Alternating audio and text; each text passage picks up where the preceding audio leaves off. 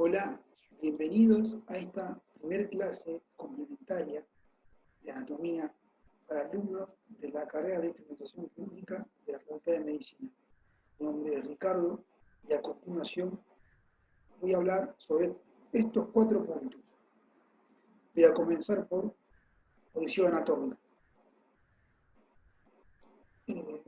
Sucede que anatomistas se pusieron de acuerdo y a fines prácticos se dice que esta es la posición anatómica. Básicamente, la persona de pie, mirando al frente, con sus miembros superiores hacia los lados del cuerpo, los miembros inferiores juntos, mirando hacia anterior, también las palmas de las manos mirando hacia anterior, con los pulgares hacia afuera. Esa sería la posición de la mano en supinación. También hay otras posiciones que son en decúbito. El decúbito es el cuerpo acostado, extendido en posición horizontal. Decúbito supino, apoyado sobre la espalda, boca arriba. Decúbito lateral, apoyado sobre el lateral, puede ser izquierdo o derecho. Decúbito prono es también acostado, boca abajo. Ahora, terminado el tema de posiciones, vamos al segundo punto, que tiene que ver con el esqueleto, que se lo divide en lo que es el esqueleto axial y el esqueleto apendicular, que se van a unir mediante las cinturas. ¿Bien? Con el tema del esqueleto axial, que va a estar formado por lo que es el cráneo. Esta es una vista anterior del esqueleto, es una vista posterior del esqueleto. El esqueleto axial está formado por el cráneo, la columna vertebral hacia posterior, el sacro y el coxis, y hacia anterior con lo que es el esternón. Todo eso está a lo largo de lo que es la línea media. Y hacia los lados, las costillas con sus cartílagos costales. Entonces, tenemos en lo que es el cráneo, se lo va a dividir en neurocráneo y viscerocráneo por una línea imaginaria oblicua que va desde lo que es el borde supraorbitario hasta el orificio auditivo externo, y me queda una parte postero superior y una parte antero inferior.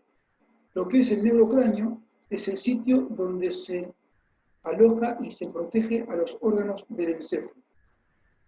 Y va a estar formado por 4 huesos impares y 2 huesos pares. A su vez, al neurocráneo se lo divide, se traza otra línea para dividir lo que es la calota hacia superior o calvaria, y hacia inferior me va a quedar lo que es la base del cráneo. ¿Bien? Que es donde se estudia lo que serían las fosas cerebrales media, anterior, posterior, etc. Luego, en la otra parte que me quedó del viscerocráneo es un sitio donde se aloja lo que serían órganos de la masticación, respiración y de los sentidos. Está formado por 14 huesos. 6 son pares y 2 impares. De los 14, 13 forman el macizo facial. Están fijos y alrededor del hueso maxilar. Y el hueso que me queda, el hueso restante, va a ser la mandíbula, que es el hueso móvil. Bien. Seguido, y a continuación de lo que es el cráneo, tenemos a la columna vertebral. La parte cervical, 7 vértebras, la parte torácica, que son 12, y la lumbar son 5. Se continúa la columna por lo que es el sacro y el hueso coxis. El sacro y el coxis es el producto de la fusión de vértebras. En el sacro se han fusionado 5 vértebras y en el coxis pueden ser de 3 a 5 vértebras, por medio de lo que es una fusión ósea, una sinostosis, que es parte de las articulaciones sin artrosis. Bien. También teníamos hacia anterior el esternón, como parte del esqueleto axial, que es el producto de la unión de de 3 huesos, que es el manubrio, el cuerpo y el proceso sifoide, o apéndice sifoide. Estos 3 huesos también se van a unir y van a formar un único hueso, llamado esternón, producto de la unión de 3 huesos que articulan, ¿no? Bien. Y hacia los lados del esternón tenemos a las costillas. Son 12 pares de costillas, 12 izquierda y 12 derecha, con sus cartílagos costales correspondientes. Ahora hablamos de lo que es el esqueleto apendicular, que son los miembros superiores y los miembros inferiores. De los miembros superiores tenemos al húmero, formando parte del brazo, al radio y al cúbito, radio lateral, cúbito o ulna, hacia medial, que forman parte del antebrazo, y a los huesos de la mano. Y los miembros inferiores tenemos al fémur, que forma parte del muslo, y luego la tibia y el peroneo fíbula, forman parte de la pierna, la tibia hacia medial y el peroné hacia lateral, y más distal tenemos a los huesos del pie. Ahora, estas extremidades se van a unir al esqueleto axial por un esqueleto de transición que son las cinturas. Hacia superior tenemos la cintura pectoral, formada por la clavícula y la escápula. Esta cintura me va a unir a lo que serían los miembros superiores, al esqueleto axial, por medio de lo que es la articulación, que sería externo-clavicular. Es decir, se va a articular la cintura pectoral a la caja torácica, porque el esternón forma parte de la caja torácica. Ahora, eso es hacia anterior, pero hacia posterior, entre la parte posterior del tórax y la parte anterior de la escápula, hay una pseudo-articulación, no es una articulación verdadera, es una cisarcosis, porque lo que hay ahí no hay uniones por ligamentos ni caricias articulares, hay deslizamiento entre los músculos subescapular y el serrato. Por eso no es una articulación verdadera. Hacia inferior, las extremidades inferiores se van a unir al esqueleto axial por intermedio de lo que es la cintura pélvica, formada por los coxales, derecho e izquierdo. Cada coxal es el producto también de la unión de 3 huesos, el ilion hacia superior, el pubis hacia anterior y el isquion hacia posterior. Es decir, que el pubis y el isquion son inferiores, pero el pubis es más anterior y el isquion es más posterior, y un poco más inferior también, el isquion. Ahora, lo que es la cintura pélvica no es lo mismo que cavidad pélvica, porque la cavidad pélvica está formada por los coxales y su unión hacia anterior por medio del pubis, pero también por lo que es el sacro. El sacro que se une hacia anterior, y eso forma todo lo que es la cavidad pélvica. Pues a la pelvis se le divide lo que es pelvis mayor hacia superior, mayor o falsa, una pelvis menor o verdadera hacia inferior, y eso se ve más en lo que es la clase de reproductor. Pero para tenerlo en cuenta. Esta es una rótula. Son huesos sesamoides, pero son constantes, la rótula, ¿no? En la cara anterior. Ahora vamos a lo que es el tercer punto, que sería en términos de situación y dirección, es básicamente cómo localizar, sirve para localizar estructuras del cuerpo y ubicarlas en el espacio. Para esto es importante tomar como base la posición anatómica. También tenemos que tener en cuenta el eje longitudinal del cuerpo para decir que algo es izquierdo, que algo es derecho, esto es superior, esto es inferior. Estructuras que estén cerca, la línea media, serán estructuras mediales, en laterales serán laterales. Por ejemplo, la tibia es medial con respecto al peroné o fíbula, que es lateral. O el cúbito es lateral, perdón, el radio es lateral con respecto al cúbito que es medial. ¿Sí? La tibia acá es medial respecto al peroné, y acá arriba, si comparamos al revés, el radio es lateral respecto al cúbito. Ahora, y así con todo, ¿no? Por ejemplo, si decimos lo proximal versus lo distal, lo proximal es lo que está más próximo a su origen. Entonces, la articulación, por ejemplo, si comparamos el miembro superior, la articulación del hombro es proximal con respecto a la articulación del codo, que es distal, está más lejos. O el codo, su articulación será proximal si la comparo con la muñeca, la articulación de muñeca, que va a ser distal.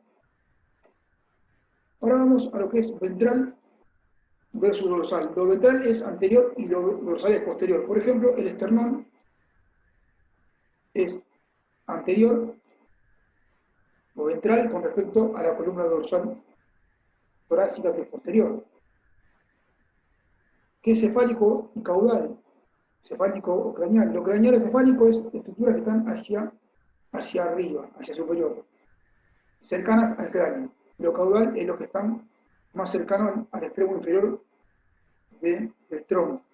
Caudal viene de cola. Y si seguimos hacia inferior, estructuras que estén más cerca al pie serán podálicas.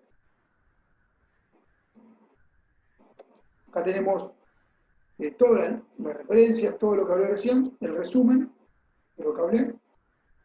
Bien, pasamos al cuarto y último punto, que es planos, ejes y movimientos. Acá te dejo los tres ejes y los tres planos, que son importantes para nosotros. El oblicuo, no vamos a hablar de ese. A lo último dejé un resumen, igual.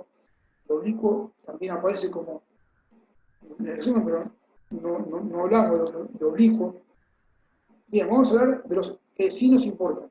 Una imagen es una vista anterolateral, estamos viendo el lateral derecho, tenemos referencia superior, inferior, lo que es, esto sería posterior y esto sería anterior, ¿no? Lateral derecho, lateral izquierdo. Los ejes son líneas rectas, en un solo sentido, sería tienen un sentido, una dimensión. Podrá ser de izquierda lateral, cefálico caudal, antero-posterior, un solo sentido. Vamos a hablar de tres ejes. El eje longitudinal del cuerpo, que es vertical, que va a ingresar por la parte más superior del cráneo, por la calota, y desciende, pasa por la pelvis, centro de gravedad, y va a caer entre los pies. El segundo eje es el eje sagital, antero-posterior. Este es, a diferencia del longitudinal que era vertical, este es horizontal. El tercer eje es el transversal lateral. También es horizontal. Ahora vemos la secuencia de los tres ejes y son ejes que son perpendiculares entre sí. Entonces, forman ángulos rectos. Acá vamos a hablar de planos. Los planos se forman también por ejes. Un plano es una superficie bidimensional, formada por dos ejes. Los planos sirven para, digamos, seccionan el cuerpo y lo dividen en dos partes. El plano coronal, que está formado por dos ejes, divide el cuerpo en una parte anterior y una parte posterior. El plano sagital está también formado por dos ejes, divide el cuerpo en una parte lateral, izquierda y derecha. El plano horizontal divide una parte superior y otra inferior. Vamos a ver los ejes que lo forman. El eje en el plano coronal, formado por el eje longitudinal y el eje transversal. El plano sagital, formado por el eje longitudinal y el eje sagital antero-posterior. El plano horizontal, transversal, formado por el eje lateral y el eje sagital antero-posterior. Ahora, a estos planos me lo va a atravesar, yo hablé de tres ejes. El eje que no nombro en cada plano, por ejemplo, a este plano no nombré el tercer eje, que es el sagital. Los colores son iguales, digamos, seguir la línea de los colores anteriores para que quede mejor la idea. Es decir, a este plano me lo va a atravesar este eje, que es el sagital. Y a este plano me lo va a atravesar este eje, que es el transversal. Y a este plano me lo va a atravesar este eje, que es el longitudinal. Bien, sería el color que me falta, ¿no? Cada plano. El plano coronal y el plano sagital son verticales. El plano horizontal, transversal, es horizontal. Entonces, estos dos planos son perpendiculares al plano horizontal. ¿Bien? Ahora, no confundir eje sagital con plano sagital. El plano sagital es bidimensional, tiene dos ejes y tiene una disposición vertical. En cambio, el eje sagital que viene de flecha, tiene una disposición horizontal y estamos hablando de una sola dimensión, ¿no? Y también, después, no confundir plano horizontal con plano transversal, ¿no? No es lo mismo. Ya vamos a ver después por qué es diferente, ¿no? Bien, ahora vamos a ver el eje que me lo atraviesa. El plano coronal lo atraviesa el eje sagital que viene de flecha, antero posterior, al plano, ese es el eje sagital, y ese es el plano sagital, lo atraviesa el eje transversal, y al plano horizontal lo atraviesa el eje longitudinal del cuerpo. ¿Bien? Ahora vemos la secuencia de los tres planos, los dos ejes que forman cada plano, y el eje restante que es el que me lo atraviesa. Esto es importante para hablar de movimiento.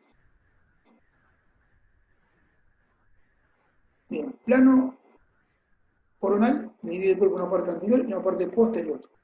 Acá tenemos la sección del corte, la referencia superior, inferior, derecha e izquierda. El plano sagital divide el cuerpo en una parte derecha y una parte izquierda. Acá tenemos el corte. Superior, posterior, inferior y anterior. El plano sagital es el plano sagital mediano es el que pasa por el eje longitudinal del cuerpo. Es el más que pasa más en el medio, ¿no? Después está los planos parasagitales o paramedianos que son paralelos a este plano que van a pasar al lado, ¿no? De hecho, este corte es un corte parasagital.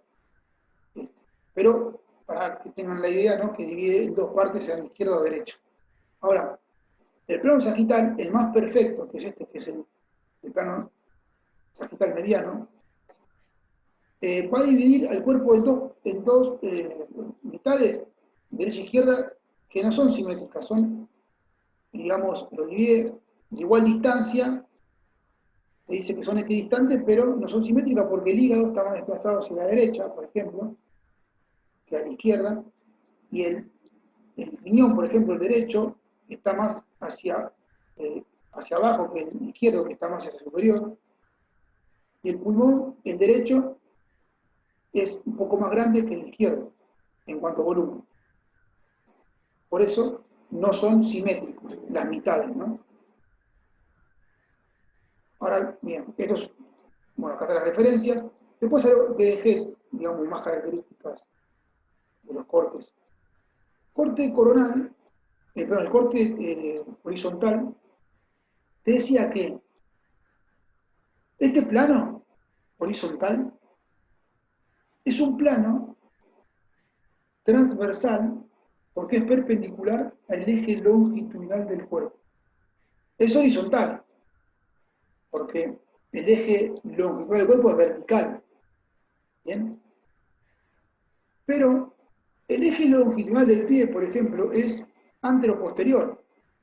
Entonces, el plano transversal que me va a cortar a ese eje longitudinal ya no es como este. Acá va a ser, en el pie va a ser un plano coronal, como una guillotina. Por eso, decir plano sagital, plano horizontal, no es lo mismo que decir plano transversal. Porque en el pie, el plano transversal es coronal. ¿Sí? Porque el eje longitudinal del pie es antero-posterior. Me divide el pie con una parte anterior y una parte del pie que será posterior. ¿Bien? Y en este caso, el plano horizontal, que es perpendicular respecto al eje longitudinal del cuerpo, es horizontal y me divide una parte superior y una parte inferior. En este corte me quedé con esta parte superior, estoy viendo desde abajo la parte inferior, anterior, izquierda, posterior, derecha, hígado, estómago, vaso, riñones y la vértebra a ese nivel. Acá tenemos las tres imágenes, los tres cortes. ¿Bien?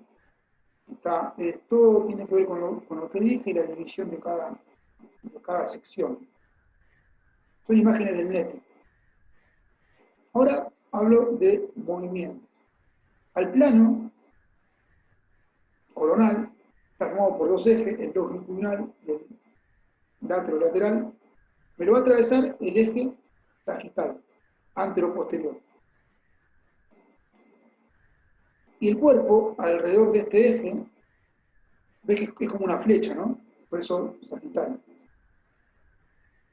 Si lo proyecto por lo que es la columna vertebral puede hacer movimiento de inclinaciones laterales, flexo-extensión, también rotación, circunducción y circunducción.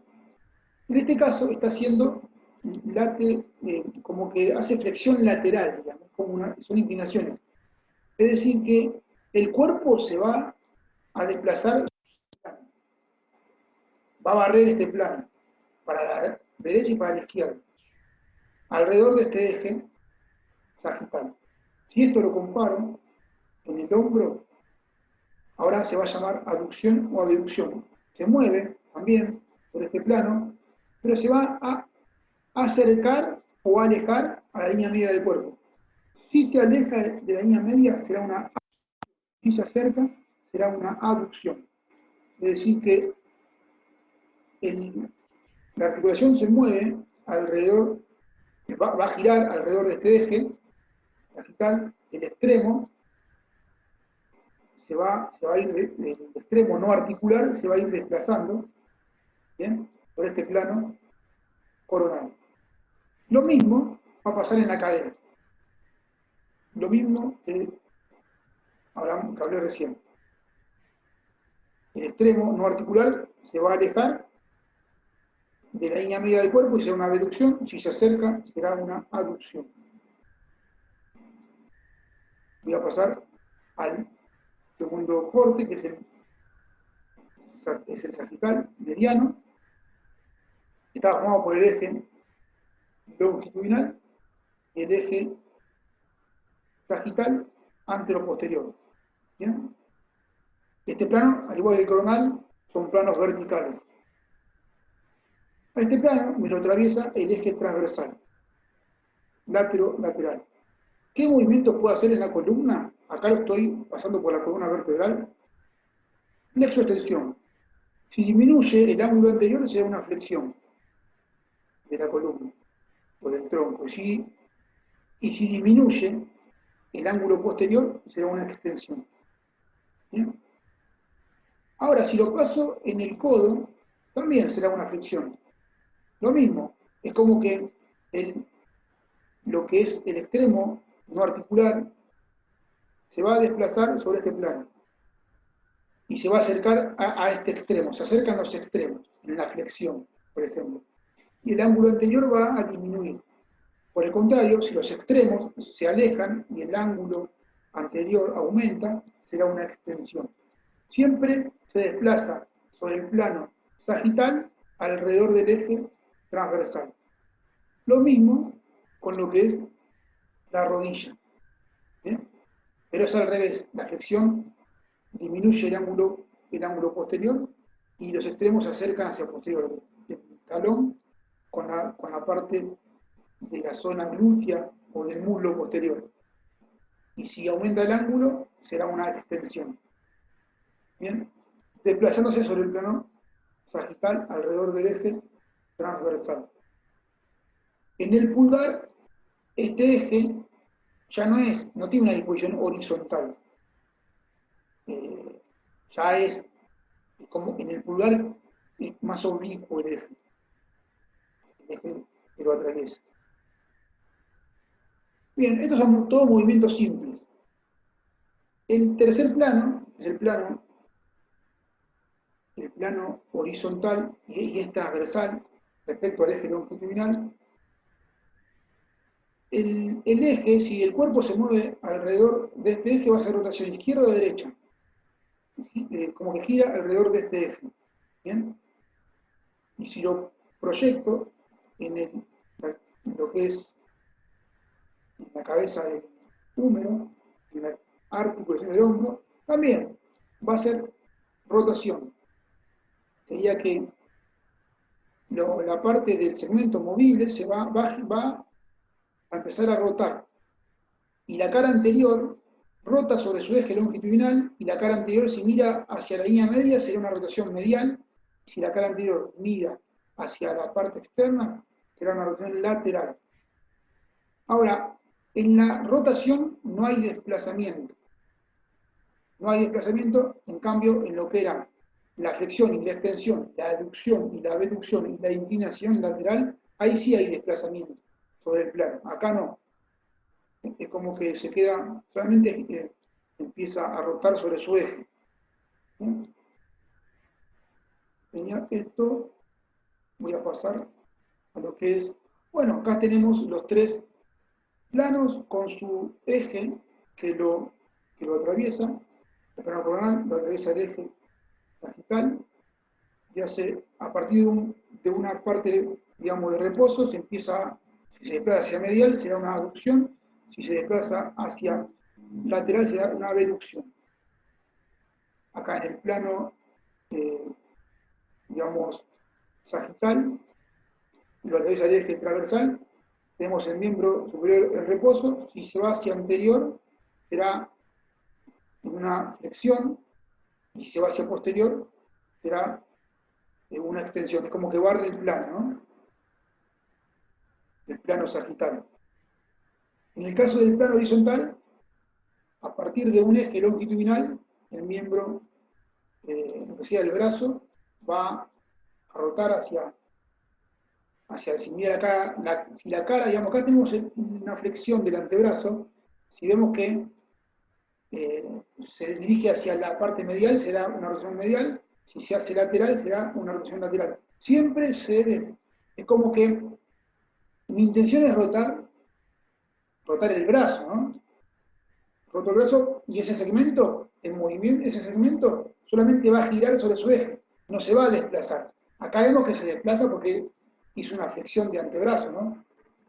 Pero está rotando sobre el eje del brazo, no del antebrazo. ¿Bien? Y se desplaza, va a girar alrededor de este eje sobre el plano horizontal. Está bien, acá vemos que se desplaza el segmento que está en flexión, ¿no? Pero hay que seguir al eje, lo que hace el eje. Bien, tenemos, por último, para tener en cuenta que a nivel del encéfalo hay otros ejes, trazan otras líneas, porte sagital, Esta es la parte derecha de ese segmento seccionado, anterior, posterior, una vista medial, el eje longitudinal del tronco del encéfalo, y vemos el eje longitudinal del encéfalo, que es el telencéfalo y el diencéfalo. Vemos que lo ventral de este eje del tronco del encéfalo y lo dorsal, a nivel del encéfalo, cambia. Es como que el plano se inclinó hacia anterior. Pasó lo ventral acá y acá pasó lo dorsal, ¿no? Esto porque las vesículas, en el desarrollo del embrión, se inclinan hacia anterior, y eso es lo que va a hacer que cambie de eje. ¿Sí? Esto es lo último, acá te dejo un resumen de lo que hablé, para que tengas en cuenta. Los tres ejes que me importan son este y los tres planos son este y este, ¿bien? Pero son los que hablamos hace un rato. Son los movimientos simples, que también hice mención como ejemplos en los movimientos. Todo listo, toda esta info está en el PRO, en el Datash. Ahora sí. Bueno, ahora nos vemos la próxima. Chao, hasta luego.